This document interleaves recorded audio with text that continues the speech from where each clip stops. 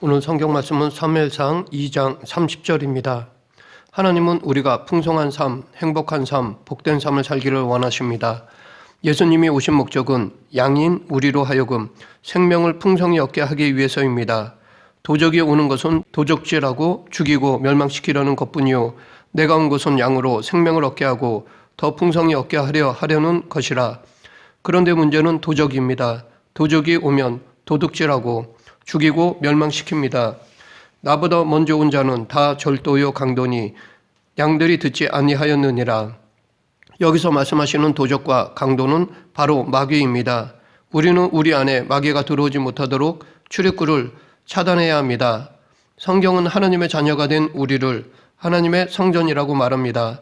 즉 우리는 성령님이 거하는 전인 거룩한 성전입니다. 그런데 성전에는 여러 문이 있습니다. 그러하기에 성전을 잘 지키기 위해서는 문을 잘 지켜야 합니다. 구약에는 이 성전을 지키는 문지기에 대한 이야기가 나옵니다. 문지기의 역할은 문을 지키며 언제라도 부정한 자가 들어오지 못하게 막는 것이었습니다. 제사장과 레위 사람들이 하는 일 중에 하나가 문을 지키는 것이었습니다. 그 이유는 문을 잘 지키지 않으면 성전에 도적과 강도가 들어오기 때문입니다. 성전의 문단속을 잘하지 않으면 성전은 강도의 구렬이 됩니다. 그런데 우리 몸인 성전에 들어오는 강도와 도적은 마귀입니다. 우리는 마귀가 들어오지 못하도록 잘 막아야 합니다. 예수님이 교회를 세우신 것은 음부의 권세를 차단하기 위해서입니다. 쉬운 성경에서는 음부의 권세를 지옥의 문이라고 표현하고 있습니다. 우리 삶의 도처에는 지옥의 문이 있습니다. 이 지옥의 문으로 들어가게 유혹하는 것이 마귀입니다. 그러나 예수님은 우리를 천국으로 들어가도록 도우십니다. 천국으로 들어갈 수 있는 열쇠를 주시는 분이 바로 예수님이십니다. 그러하기에 성도는 천국의 문과 지옥의 문이 존재함을 알고 있습니다. 그런데 우리가 하나 더 알아야 할 사실은 우리의 영혼은 성전과 같고 우리의 영혼에도 문이 있다는 것입니다. 그러하기에 우리는 우리 영혼의 문단속을 잘해야 합니다. 문단속을 잘못해서 강도가 들어오면 도둑질 당하고 파괴당하고 죽임을 당하여 결국에는 멸망에 이르고 맙니다. 마귀는 절대로 그냥 들어왔다가 나가지 않습니다. 그러기에 우리는 파수를 잘해야 합니다. 실제 역사적으로도 전쟁에서 가장 중요한 것은 성문을 지키는 것이었습니다. 공격하는 쪽에서는 어떻게 해서든지 성문을 열려고 하고 방어하는 쪽에서는 어떻게 해서든지 성문이 열리지 않도록 합니다. 그런데 일단 성문이 열리면 들어가서 무자비하게 공격합니다. 죽이고 멸망시키고 모든 것을 약탈해 갑니다. 이 모든 결과는 성문을 잘 지키지 못한 것에서 비롯됩니다. 그러하기에 대부분의 사람들은 이 성문의 중요함을 잘 압니다. 성문이 열리는 순간 모든 것이 끝이라는 것을 잘 압니다. 그런데 우리의 문제는 눈에 보이는 성문의 중요성은 잘 알면서 보이지 않는 우리 영혼의 문단속은 소홀히 하는 경향이 있다는 것입니다. 더욱이 마귀는 눈에 보이지 않습니다. 마귀가 우리를 노리고 있습니다. 우리 영혼을 강도질하려고 노리고 있습니다. 사도 베드로는 그의 경험을 통해 이에 대해 근신하라 깨어라. 너희 대적 마귀가 우는 사자같이 두루다니며 삼킬 자를 찾나니 라고 경고하였습니다. 그렇다면 도적질하고 죽이고 멸망시키려고 우는 사자처럼 역사하는 대적 마귀는 어떻게 우리를 공격할까요? 어떻게 우리 영혼의 문으로 들어오는 것일까요? 반대로 마귀의 출입을 차단하는 길은 무엇일까요? 그 해답이 바로 오늘 본문에 있습니다. 사무엘상 20장 30절 그러므로 이스라엘의 하나님 나 여호와가 말하노라 내가 전에 내 집과 내 조상의 집이 내 앞에 영원히 행하리라 하였으나 이제 나 여호와가 말하노니 결단코 그렇지 아니하리라. 나를 존중히 여기는 자를 내가 존중히 여기고 나를 멸시하는 자를 내가 경멸하리라. 본문 마지막 부분에 우리가 알아야 할 존중의 원리가 담겨 있습니다. 하나님은 엘리 제사장에게 당신을 존중히 여기는 자를 존중히 여기고 당신을 멸시하는 자를 경멸하겠다고 말씀하셨습니다. 여기서 존중이라는 말과 이와 반대말인 멸시라는 말이 나오는데 하나님을 멸시한다는 것은 하나님의 말씀을 무시하는 것을 의미합니다. 즉 하나님의 말씀을 존중하지 않고 함부로 대하는 것입니다. 하나님의 말씀에 순종하지 않는 것입니다. 아담과 하와가 하나님의 말씀을 무시하는 순간, 즉 불순종하는 순간 뱀, 곧 마귀가 그들의 마음에 침투하였습니다. 하와를 찾아와 유혹했던 옛 뱀은 요한계시록에서는 큰 용이었습니다. 그는 마귀라고도 하고 사탄이라고 하는 온 천하를 꿰는 자입니다. 마귀는 영특한 영적 존재입니다. 사무엘상 2장부터 4장을 보면 엘리 제사장의 가정이 망하는 이야기가 나옵니다. 그의 가정이 순식간에 죽고 멸망하는 것을 볼 수 있습니다. 그 이유는 하나님의 말씀을 존중하지 않고 제사를 멸시했기 때문입니다. 하나님의 말씀을 존중하지 않고 예배를 멸시하게 되면 마귀가 틈을 탑니다. 마귀가 틈을 타게 되면 그 사람을 하나하나 무너뜨립니다. 이때 엘리 제사장만 비참해진 것이 아닙니다. 그 자녀들까지 비참한 죽음을 맞이하였습니다. 블레셋과의 전쟁에서 하나님의 궤를 가지고 전쟁터에 나갔던 엘리의 두 아들이 모두 죽고 말았습니다. 하나님의 궤에 대한 소식을 들은 엘리는 의자에서 넘어져 목이 부러져 죽었습니다. 제사장이라는 직분이 결코 엘리를 지켜주지 못했습니다. 그가 하나님을 존중하지 않고 멸시했을 때 하나님은 그를 경멸하셨습니다. 그리고 마귀가 그 틈을 타서 엘리의 가정을 깨뜨린 것입니다. 엘리가 죽은 후에 하나님은 엘리를 대신하여 당신을 존중하는 사무엘을 세우셨습니다. 우리는 존중에 대해 결코 가볍게 여겨서는 안 됩니다. 마귀는 어떻게 해서라도 우리로 하여금 하나님을 존중하지 못하게 합니다. 하나님의 말씀에 순종하지 못하게 합니다. 그리함으로써 우리들을 도적질하고 죽이고 멸망시키는 합법적인 근거를 만듭니다.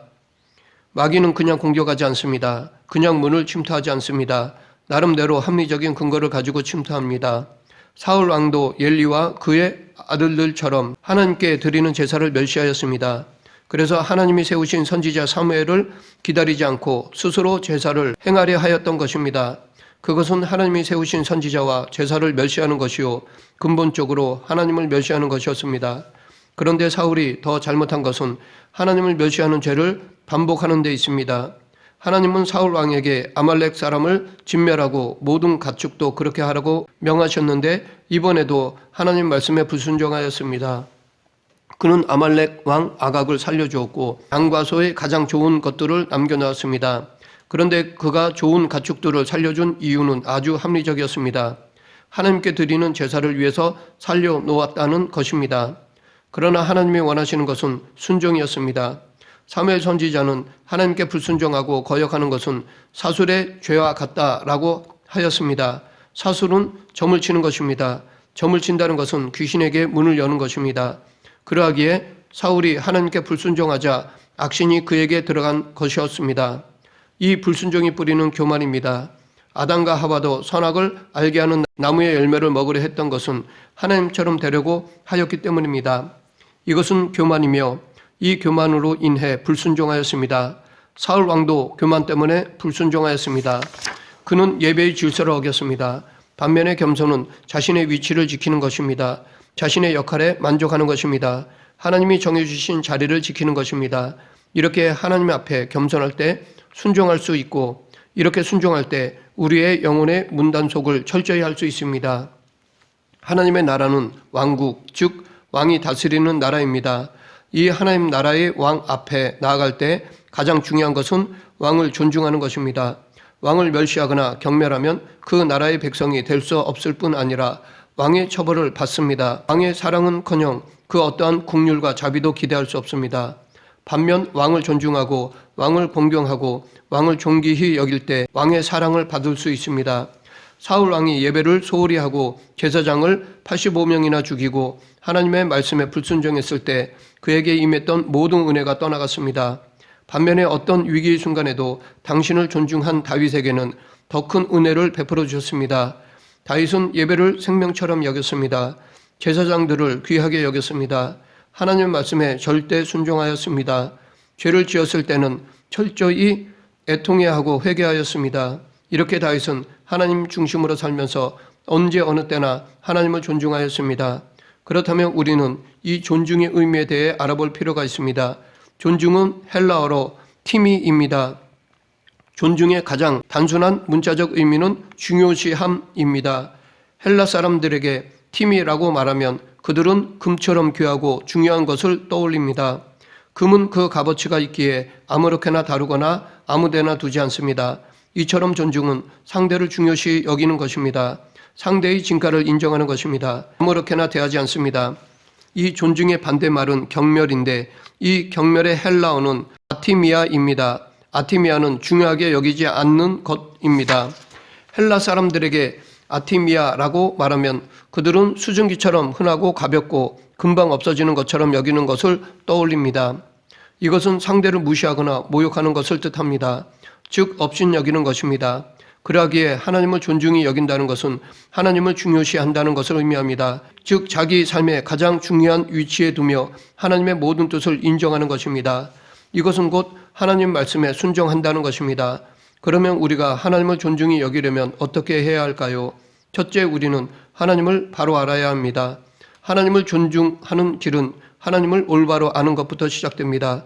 사무엘상 2장 12절에서 엘리의 두 아들에 대해 불량자라고 말하고 나서 여호와를 알지 아니하더라 라고 하였습니다. 이것은 불량자는 곧 하나님을 알지 아니한 자라는 것입니다.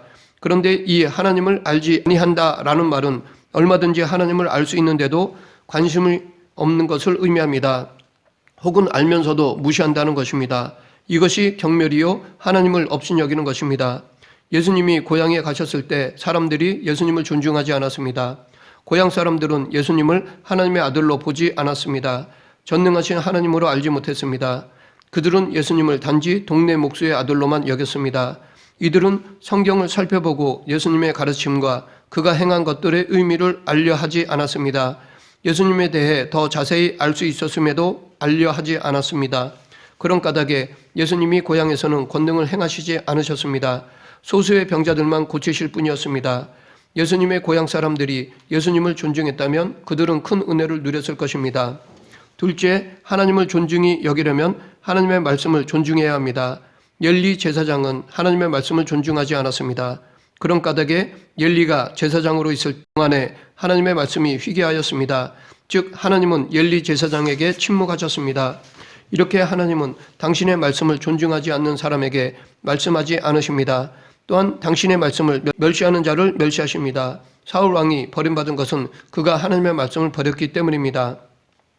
엘리 제사장이 하나님의 말씀을 소홀히 한 반면에 어린 사무엘은 하나님의 말씀을 소중히 여겼습니다. 그래서 하나님은 어린 사무엘에게 당신의 말씀을 들려주셨습니다. 하나님은 당신을 경멸하는 엘리 제사장 대신 당신을 존중히 여기는 사무엘을 제사장으로 세우셨습니다. 또한 사울 왕이 하나님의 말씀을 소홀히 여긴 반면에 어린 다윗은 하나님의 말씀을 소중히 여겼습니다. 그래서 하나님은 어린 다윗을 통해 당신의 뜻을 이루셨습니다. 하나님은 당신을 경멸한 사울 왕 대신 당신을 존중히 여기는 다윗을 왕으로 세우셨습니다. 셋째, 하나님을 존중히 여기려면 하나님 말씀에 순종해야 합니다. 아담의 죄는 하나님의 말씀에 대한 불순종이었습니다. 이 불순종은 죄의 문을 열어놓았고 이 죄의 문은 사망의 문을 열어놓았습니다. 반면에 순종은 은혜의 문을 열어놓고 은혜의 문은 생명의 문을 열어놓았습니다. 즉 아담 한 사람의 불순종으로 인해 죄가 세상에 들어와 사망이 임하였습니다. 반면에 예수님 한 분의 순종으로 인해 하나님의 은혜가 임하여 영생이 주어졌습니다. 엘리의 두 아들은 여호와의 제사를 멸시하였습니다. 그래서 그들은 하나님께 드려야 할 제물을 그들이 먼저 취했습니다. 기름을 태운 후에 취할 수 있는 것을 억지로 빼앗았습니다. 에덴 동산의 아담 죄도 하나님의 말씀을 경멸하여 하나님이 먹지 말라고 한 선악을 알게 하는 나무의 열매를 먹었습니다. 에서의 비극도 하나님의 은혜를 경멸하여 자기의 장자권을 팥죽 한 그릇에 팔아먹었습니다. 마지막으로 하나님을 존중히 여기려면 하나님을 경외해야 합니다. 하나님을 향한 참된 존중은 하나님을 경외하는 마음에서 나옵니다. 성경에서 가장 강조하는 것이 하나님을 경외하는 것입니다. 그래서 성경에는 여호와를 경외하는 것이 지식과 지혜의 근본이고 사람의 본분이며 보배라고 말하고 있습니다. 아브라함은 하나님이 이삭을 바치라고 하시자 순종하였습니다.